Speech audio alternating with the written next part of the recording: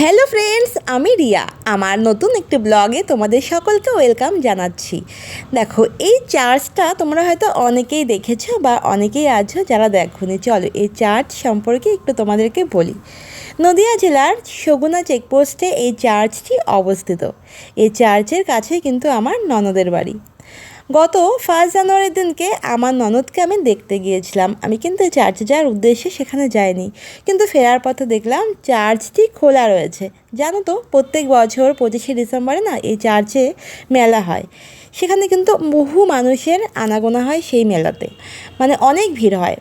আমি তো এত ভিড় হয় বলে অনেক বছর যাই না, কিন্তু 1 জানুয়ারির দিনকে দেখলাম পুরো ফাঁকা রয়েছে। আর আমি একটু দেরি না করে পুরো পৌঁছে গেলাম চার্চের মধ্যেই। এটা হচ্ছে প্রেয়ার হাউস। খুব সুন্দর, সত্যি কথাই এইসব জায়গায় আসলে না মনটা একদম শান্ত হয়ে যায়, যেন সকলের জন্য ভালোবাসা মন থেকে চলে আসে। যীশুখ্রিস্ট এমনই একজন মানুষ ছিলেন যিনি সকলকে, প্রত্যেকটা প্রাণীকে ভালোবাসতে শিখিয়েছেন। আর এখানে গেলে সত্যি মনটা যেন অনেক অনেক পবিত্র হয়ে যায়। এই প্রেয়ার হাউসে কিন্তু সবসময়, মানে সারা বছর মানুষ প্রবেশ করতে পারে না। 1 জানুয়ারির দিনকে এই প্রেয়ার হাউসটি খোলা থাকে, সেটা আমি জানতামই না। আমি তো দেখে সত্যিই ভীষণ ভীষণ আনন্দিত হয়ে গিয়েছিলাম। আর আমি সোজা চলে গেছিলাম এখানে, আর এখানে গিয়ে একটু ভিডিও করলাম তোমাদের সকলের সঙ্গে এই সুন্দর মুহূর্তটাকে শেয়ার করব বলে। দেখো চার্চের ভেতরটা কত সুন্দর। আমার সঙ্গে কিন্তু আমার মাও ছিল। আমি আর মা দুজনে মিলে পুরো চার্চটা ভালো করে ঘুরলাম। অনেকেই হয়তো জানে না যে 1 জানুয়ারির দিনকে চার্চটা খোলা থাকে। জানলে হয়তো সেই দিনকে আরও অনেক ভিড় হতো। চার্চের বাইরেটাও দেখো কত সুন্দর করে সাজিয়েছিল, কত সুন্দর করে ফুলের বাগান করেছে। এর আগেও কিন্তু আমি এসেছিলাম, কিন্তু এত সুন্দর ফুলের বাগান আমি এর আগে দেখিনি। বিগত কয়েক বছর পরেই আমি এইবার চার্চে গেলাম, এবং এত কাছ থেকে এত সুন্দর দৃশ্য দেখার সৌভাগ্য আমার হয়েছে।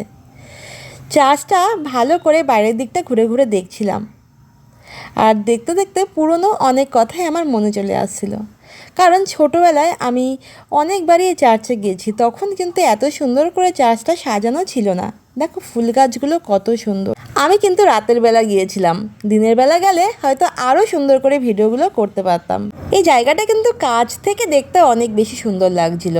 আরটু আলো থাকলে মনে হয় রেকর্ডিংটা আরটু ভালো হতো। তোমরা কে কে আমার সঙ্গে একমত হবে জানি না। ধর্মীয় স্থানে আমার মনে হয় ঈশ্বর না চাইলে আমরা যেতে পারি না। জানো তো, আমার না সেদিনকে চার্চে যাওয়ার কোনো রকম প্রোগ্রাম ছিল না।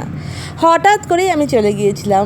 মনে হলো যেন যীশুখ্রিস্ট সত্যিই আমাকে মন থেকে ডেকেছেন, বা উনিও চেয়েছেন যে ওনার দুয়ারে আমি যাই। একদম মনোমুগ্ধকর পরিবেশ, খুব সুন্দর একটি দৃশ্য সবার সামনে আমি আনতে পেরে ভীষণ ভীষণ আনন্দিত। এরকম জায়গাতে গেলে সত্যি মনটা অনেক ভালো হয়ে যায়, আর এরকম পরিবেশে নিজেকে অনেক বেশি ভালো লাগে। এই যে জায়গাটা দেখছো, এটা কিন্তু আমি আগের বার এসে দেখিনি, এবারই দেখলাম। আর এত মনোমুগ্ধকর পরিবেশ দেখে আমার মনটা অনেক শান্ত হয়ে গেল। 1 জানুয়ারিটা যেন আরও সুন্দর হয়ে গেল এই চার্চে যেতে পেরে। মা আর আমি দুজনা মিলে খুব ভালো করে চার্চের চারপাশটা ঘুরে দেখলাম। কিছুক্ষণ সময় কাটানোর পর বাড়ি ফেরার পালা।